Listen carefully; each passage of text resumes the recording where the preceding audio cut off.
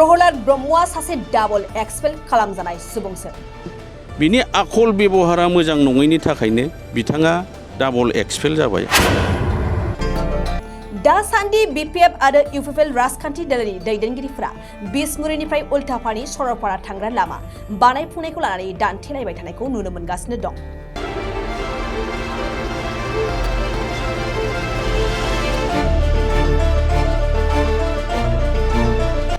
क'क्राझार जिल्लानि सिङाव थानाय बिसमुरिनिफ्राय उल्टापानि सरलपारा थांग्रा लामाया गोबां गाज्रि हालोदाव दं। बेखौनो रायजो राजाफोरनि थाखाय थांलाय फैलाय हान्थिनो हाथावै मोनसे जोबोद गाज्रि थासारिनिफ्राय मोजां हान्थिनो हानाय बायदि हाखर हालाखौ मानगोनां एमएलए लरेन्स इस्लारि बिथांनि गोख्रोङै नाजानायनि गेजेरजों मुख्यमन्त्री पकि पथ निर्माण आसनि गेजेरजों खम समनि गेजेरजों खोनायजों लोगोसे मोजां मावफुंगासिनो दं 10 मेनिफ्राय दिनैसिम। लोगोसे बिपिएफ दोलोनि मोनब्रै बासबारि, बद्रानपुर, मालिगाव, महनपुर, उल्टापानि आरो सरलपारा प्राइमारि बिथांमोनाबो जयै लोगो नांनानै सरलपारानिफ्राय उल्टापानि बिसमुरि फारसे मावफुंबोनो थांखि लादों होननानै खौरां बिजोङाव फोसावनायखौ नुनो मोननाय जादों। इउपिपिएल दोलोनि बे खामानिखौ मावनाय लानायखौ नुनानैसो बिपिएफ दोलोनि दैदेनगिरिफ्रा अर नांनानै माखासे क्रेडिट लानो थाखाय थांनाय माखासे दिन खालि जेसिबि लिंहरनानै हाखु दाखु ससे मावनानै होनायखौ नुनो मोननाय जादों। बिपिएफ दोलोनिखौ होननानै फोरमायो देबोरगाव ब्लक इउपिपिएल दोलोनि आफादगिरि बिजितगोरा बसुमतारी बिथाङा। लोगोसे बिथाङा खौरांगिरिनि सिगाङाव फोरमायदों दि बे ओनसोलनि सुबुंफोरा थांलाय फैलाय हान्थिनो थाखाय गोबां खैफोदजों भुगिनांना थानो गोनां जायोमोन। बिटिआर सरकारनि मानगोनां प्रमद बर' आरो मानगोनां एमएलए लरेन्स इस्लारि बिथांमोननि गोख्रों खामानि मावनायजों बे लामाया मावफुंजागासिनो दं।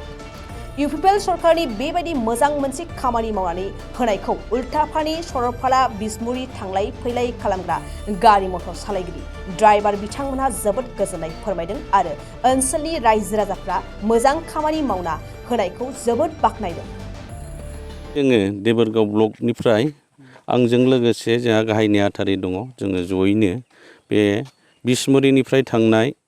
सरलपारासिम थांनाय बे 40 किल'मिटार लामाखौ जे जोंनि बिटिआर सरकारनिफ्राय रिफायरिं इमारजेन्सिनि थाखाय बानायगासिनो दं।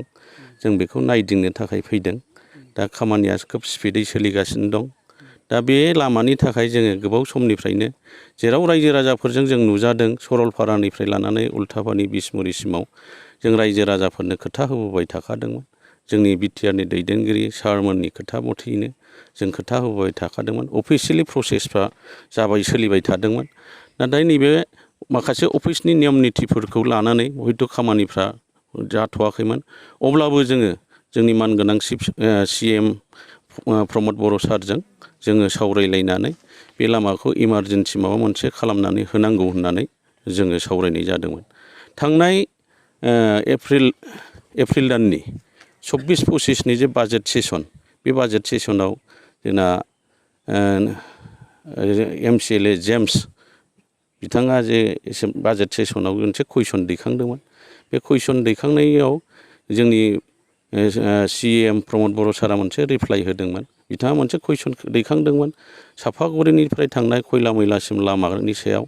जेब्ला कुइसन खालामदोंमोन बेखौ आसाम मालानि गेजेरजों मावफुंनानै होनाय जासिगोन आरो इमारजेन्सिनि थाखाय थाबैनो मावफुंनानै होनाय जागोन ना। थिग बेबायदिनो नैबे सरलपारानि लामाखौबो थाबैनो इमारजेन्सिनि थाखाय मावफुंनानै होनाय जागोन होननानै खोथा होदों आरो जोंनि सिगाङावबो खोथा होदों। बे खोथा होनाय बायदिनो जोंनि प्रमद बर' सारा थांनाय नैबे मे दाननि 11 थारिखआव मोनसे वार्ड अर्डार दिहुननानै होदोंमोन आरो बे खोब दुखुनांथाव जाय बिथांमोननो बे दायित्वखौ होदोंमोन वार्ड अर्डारखौ होदोंमोन बिथांमोना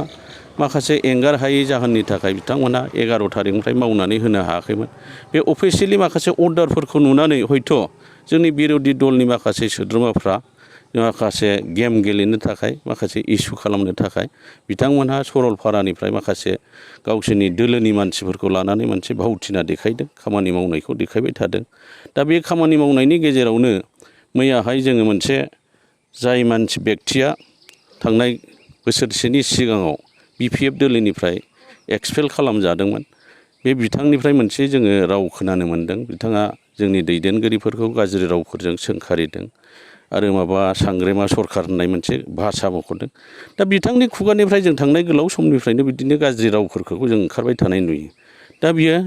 আপনালোকে চাওক মানে যোৱা 1 বছৰৰ আগত মানে যে ব্যক্তিজনে আমাৰ হरनो जोंहा बे जाहैबाय दानि खामानि मावबाय थानाया जाहैबाय जोंनि थांलाय फैलाय गारि घरा थांलाय फैलायनि इमारजेन्सि सोलिथ'नायनि थाखाय आरो दैज्लांनि थाखाय सोलिनांगौनि थाखाय आरो जोङो नैबे 1-2 मासनि बिथोरावनो जोंहा मोनसे फुल फ्लेजेड लामा जानो थांगासिनो दं बे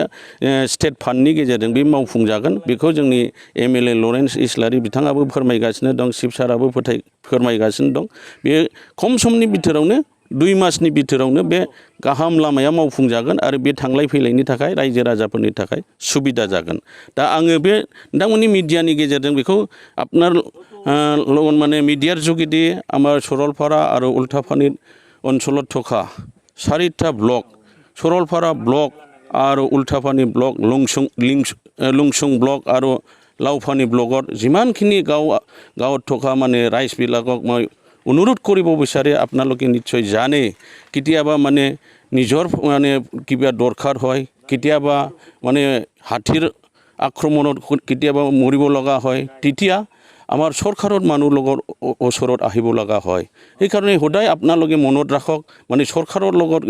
ৰিলেশ্যন যোগাযোগটো থাকিব লাগিব কেতিয়াবা সুবিধা অসুবিধা হ'লে আপোনালোকে মানে আমাৰ পাৰ্টি অফিচৰ আমাৰ লগত যোগাযোগ কৰিব লাগিব এইবিলাক কথা আপোনালোকে মনত ৰাখক आं बेखौ खावलायदों बे ओनसोलनि मोनब्रै ब्लकनि रायजो राजाफोर दङ दिनैहाय माबा मोनसे सुबिदा असुबिदा जायोब्ला नोंथांमोनहा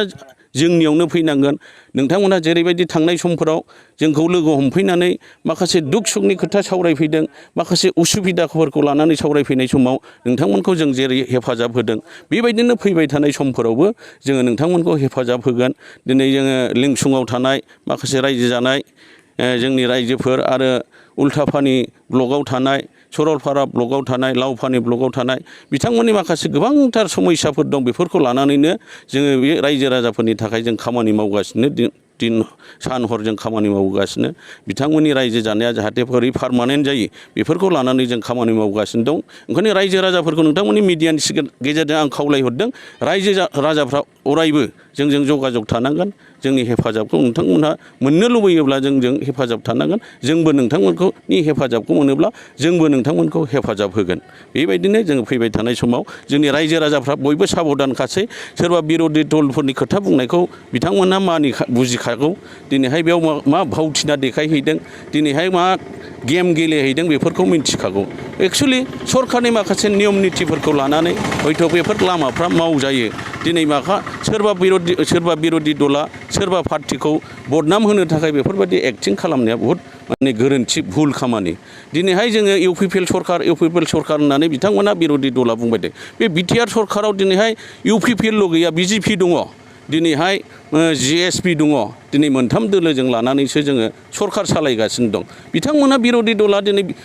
इउपिपिएल दोलोनि सायाव मा टारगेट खालामबाय थादों बिथांमोननि नोजोर बिथांमोननि थांखिखौ जों बुजिनो हाया जाहाथे बिथांमोना मोजां गोसो लानानै रायजो राजानि थाखाय सिन्था खालामनानै खामानि मावलाङो आं बेखौसो लुबैदों बेखिनिखौनो आङो बिथांमोननिसिम खावलायहरदों आरो फैबाय थानाय समाव जोङो बे ओनसोलनि रायजो राजानि थाखाय जों जेब्लायबो खामानि मावगोन होननानै आं खोथा होबाय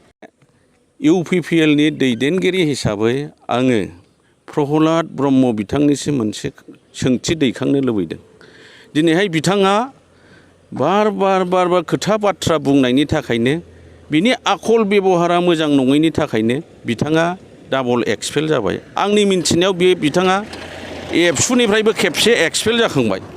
बियो माखासे जुवादारफोरजों लिंक खालामनानै थाखा खामायबाय थानायनि थाखाय आरो बेनि उनाव बियो खुगा बाथ्रा थिग नङैनि थाखायनो जोंनि भारतनि प्रधान मन्त्रि नरेन्द्र मदिखौ बिथाङा हिजिरा बुंनायनि थाखाय खेबसे एक्सपेल खालामखांबाय आं बिथांनिसिम सोंहरनो लुबैदों आरो बिपिएफनि दैदेनगिरिफोरनिसिम मोनसे सोंथि दैखांनो लुबैदों दिनैहाय पार्टिनि संबिधान दंना गैया पार्टिनि मोनसे डिसिप्लिनारि मोनसे एक्सन दं जायोना जाया दिनै बेबायदि व्यक्तिखौनो दिनै पार्टियाव लाफानानै दिनै समाज बिर'धि माखासे खोथाफोर बाहायबाय थाहोनायाव दिनै पार्टिया मा एक्सन लाया जों बेखौ रायजो राजाया नोजोर होगासिनो दं दिनै बिथांनि खुगानिफ्राय बेबायदि रावफ्रा ओंखारबाय थायोब्ला दिनै बे माबायदि जानो हागौ दिनै बिथांनि खुगानि रावफोरजों जे बाथ्राफोर ओंखारदों दिनै बियो बर' बिमाफोरखौ माने असनमान खालामनायबो जादों दिनैहाय बे खोथायाव मानो सोरबा फिसा जानो रोङै हिन्जावनि खोथाखौ मानो रायखांदों बियो दिनै बे समाजनि रायजोनि जोंनि बर' बिमाफोरनि खामानि मावग्राबा बिथांखौ आं साबधानसो होनो लुबैदों दिनैहाय बिथांमोन बायदि मानसिया दिनै समाजनि मोजां खामानि मावनो समाया बिथांमोन बायदि मानसिया दिनै पार्टियाव थानो समाया बिथांमोन बायदि आगसि आगदा मानसि थानायनि थाखायनो दिनै हाग्रामा सारा गावनि बिबानखौ गावनि मासिखौ खोमानानै लानो गोनां जादों बेखायनो आं खावलायदों बिथाङा बेबायदि खोथा बुंनायनिफ्राय गोजानाव थानांगौ आरो बिथांखौ आं हुसियार होयो जाहाथे फैबाय थानाय समाव बेफोरबायदि खोथा बुङा आं बेखौ खावलायो थाखो 8, 9 आरो 10 नि फरायसाफोरनि थाखाय मोनसे गोनां फोसावथाय इम्पल्स आसामा नोंथांनि थाखाय होदों अनलाइन टिउसन एप्सनि सुबिदा बर' आरो एसामिस मोन्नैबो बिजोंनि 8, 9 आरो 10 थाखोनि बिगियान सानखान्थि आरो इंराजि आयदायाव अनलाइन टिउसननि सुबिदाखौ होगोन मोनफ्रोमबो आयदायाव दान मोनसेनि फिसआ 250 रांल' जागोन 12 दाननि थाखाय फरायसानि अनलाइन टिउसना सोलिगोन इम्पल्स आसाम अनलाइन टिउसन एपआव live class online test online assignment आरो डाउट क्लियरिं सेसननि सुबिदा मोननो हागोन इम्पल्स आसाम अनलाइन टिउसन एपआव रोंगौथि गोनां एक्सपिरियेन्स फोरोंगिरिफ्रासो फोरोंगोन